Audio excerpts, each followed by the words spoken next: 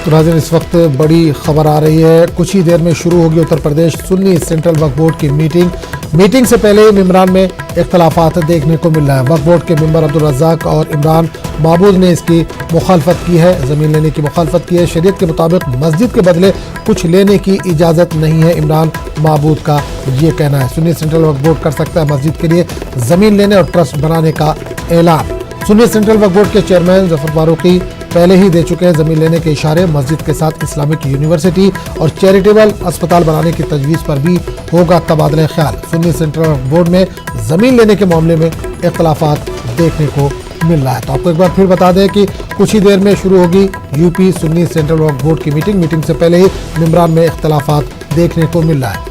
तो इस पूरे मामले पर बात करने के हम सीधे रुख करेंगे लखनऊ, जहां समा नुमाइंदे तारिक कमर जुड़ रहे हैं। तारिक कमर, सुन्नी सेंट्रल वक्फ बोर्ड की मीटिंग होने वाली है, लेकिन मीटिंग से पहले ही इख्तलाफात खुलकर नजर आ रहे हैं।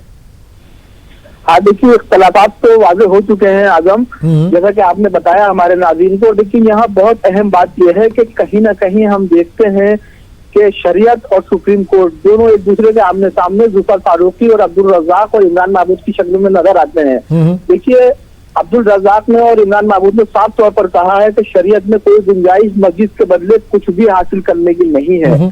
अगर मस्जिद का कोई मुतबादिल नहीं है, काम शरीयत के मुताबिक ये मानना है। और मेंबरान का जो इख्तलाफ जाहिर कर रहा है, जिन्होंने बाकायदा तौर पर मुखालफत की है, सुन्नी वक्फ बोर्ड से ये अपील की है कि मस्जिद के बदले में कुछ न लिया जाए। लेकिन दूसरी तरफ हम देखते हैं कि जुफर फारूकी ने पहले ये इशारे दिए हैं, हालांकि आज वाज़ेह तौर पर इसका ऐलान करेंगे, लेकिन पहले ही ये इशारे दे चुके हैं कि क्योंकि सुप्रीम कोर्ट के अहकामात की पाबंदी करनी है हमें, लिहाजा हम मस्जिद के लिए जो जमीन 5 एकड़ दी जानी है उसको लेंगे और उसका फिर तमाम तर मेंबरान से और दूसरे लोगों से हम उस पर तबादला ख्याल करेंगे कि इसमें सिर्फ मस्जिद बनाई जाए या दूसरी भी कुछ चीजें इसमें बनाई जा सकती हैं, जैसे बिल्कुल तारिक, ये भी खबर आ रही है कि इस्लामिक यूनिवर्सिटी और चैरिटेबल ट्रस्ट अस्पताल बनाने की भी यहाँ पर बात हो रही है। तो क्या इस ताल्लुक से भी कुछ बात हो सकती है मीटिंग में?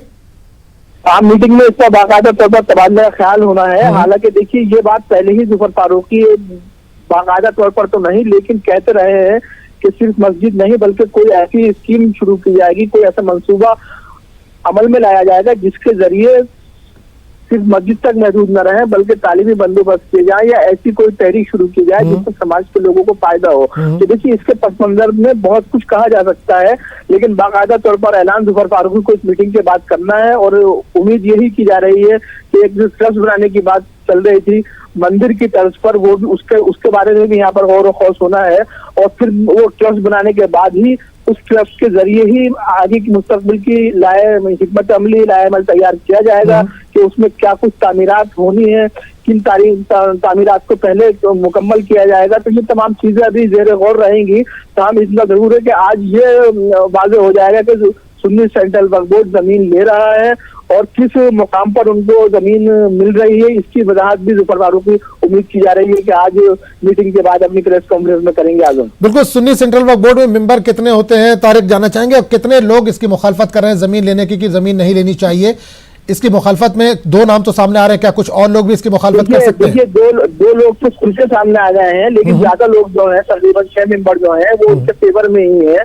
1-2 लोग खामोश है, बिल्कुल ना वो इधर है ना उधर है। अब देखना यह है कि उनकी वोटिंग किस तरफ जाती है। तो देखिए, होता क्या है कि ये जो इख्तलाफ सामने आया था, ये पहले भी आया था। जिस वक्त ये कजिया सामने आया है तो बाकायदा तौर पर उस वक्त भी इन 2 मेंबरान ने मुखालफत की थी, लेकिन इनकी मुखालफत का बहुत असर इसलिए नहीं हुआ था कि ज्यादा मेंबरान जो थे उनकी राय ये थी, उन्होंने दस्तखत किए थे कि हम सुप्रीम कोर्ट में बाकायदा तौर पर रिव्यू पिटीशन के लिए नहीं जाएंगे। आपको याद होगा, आपने हमारे नाज़रीन को बताया भी था, उस वक्त भी ये दोनों लोग मुखालफत कर रहे थे और आज भी इन्हीं का इख्तिलाफ सामने आया। तो देखिए, ये मुखालफत जो है ये इसको बहुत ज्यादा अहमियत इसलिए नहीं दी जा सकती है क्योंकि सिर्फ 2 मेंबरान की मुखालफत है, बाकी जो मेंबर्स हैं वो सब उसके फेवर में है या कहीं ना कहीं। देखिए, एक बात और यहाँ वादे कर देना चाहता हूँ मैं आपको, कुछ लोगों का मानना ये भी है कि जुफर फारूकी इसलिए मजबूर है क्योंकि सीबीआई इंक्वायरी उनके खिलाफ है, हुकूमत के दबाव में है। कहीं ना कहीं वो ये मानते हैं कि अगर उन्होंने वो सब कुछ नहीं किया जो कुछ कोर्ट कह रहा है या हुकूमत कह रही है तो उनके लिए परेशानियां पैदा हो सकती हैं। तो ये भी एक जो नुक्ता है, इससे भी बहुत संजीदा गौर व की जरूरत है। कहीं ऐसा तो नहीं है कि किसी दबाव के तहत जो है जुफर फारूकी ये इक़दाम कर रहे हो। हालांकि ये मामला भी देखिए काफी दिन तक रोशनी में रहा है, जेर बहस रहा है। मुख्तलिफ लोगों से बात करते हैं तो मुख्तलिफ आरा सामने आती है। ताहम अभी का मंजरनामा जो है वो यही है कि जुफर फारूकी की जानिब से उम्मीद यही की जा रही है कि वो बाकायदा मस्जिद के लिए जमीन लेने का ऐलान तो आज करेंगे। अब आइंदा क्या तामीरात होती है वो देखने वाली बात होगी। चलिए, बहुत बहुत शुक्रिया तारिक।